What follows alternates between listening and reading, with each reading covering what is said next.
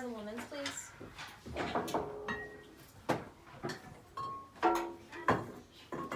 It will be 50 cents.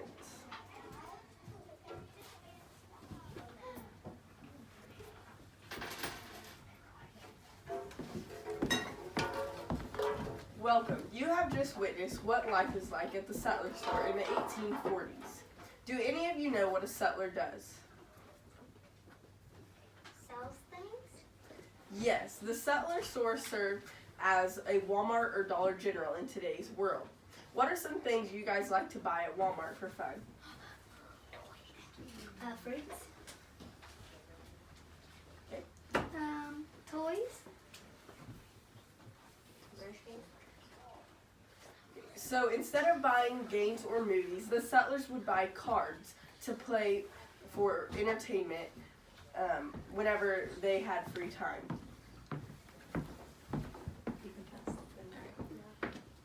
The Sutler store here in Fort Scott also served as an entertainment area, the post office, a bar, and a newsstand. The Sutler kept a wide variety of goods to appeal to all different types of people who would come into his store. His most popular items were things like soap, pipes for smoking, footgear, food, tools, clothes, and blankets. Troops would come in and buy things like tobacco, while laundresses would come in and buy things like needle and thread. Army men also came in to the Sutler store and bought quick and small things like vegetable seeds, tableware, cups, and things that the Sutler could get into the store fast.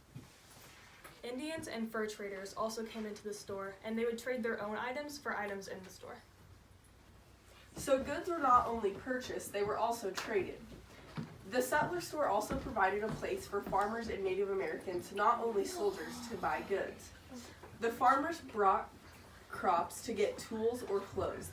The laundresses would come to purchase fabric to make new clothes or repair their old ones. The Native Americans exchanged furs for their crops and food. The Sutler also served as a postmaster for letters to be sent out by freight wagon.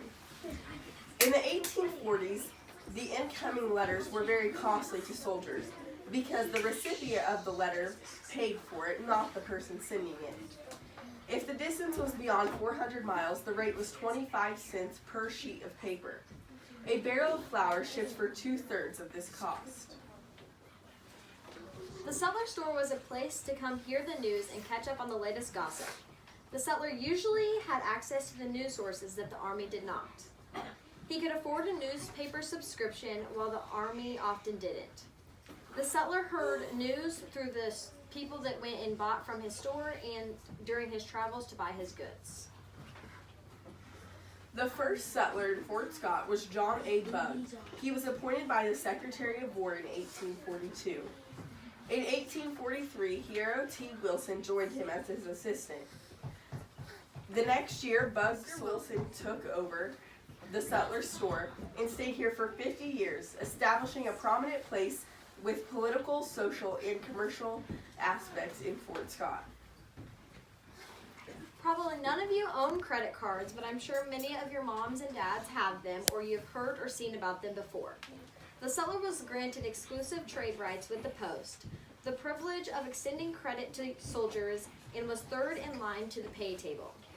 Only debts due the government and laundresses would be collected first. The Sutler would inform the soldiers how much they owed, and if there was a dispute, he had a present credit voucher to support all of his claims. A Sutler could extend credit to only 1/2 of a soldier's salary per month. This system guaranteed that the soldier would not be left broke when the paymaster came.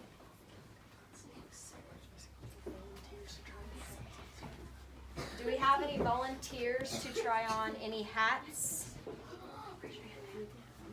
I have, does a girl want to?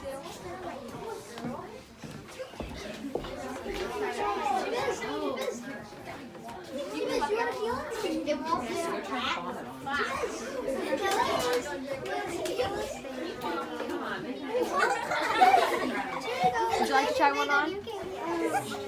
I have no idea what's going on.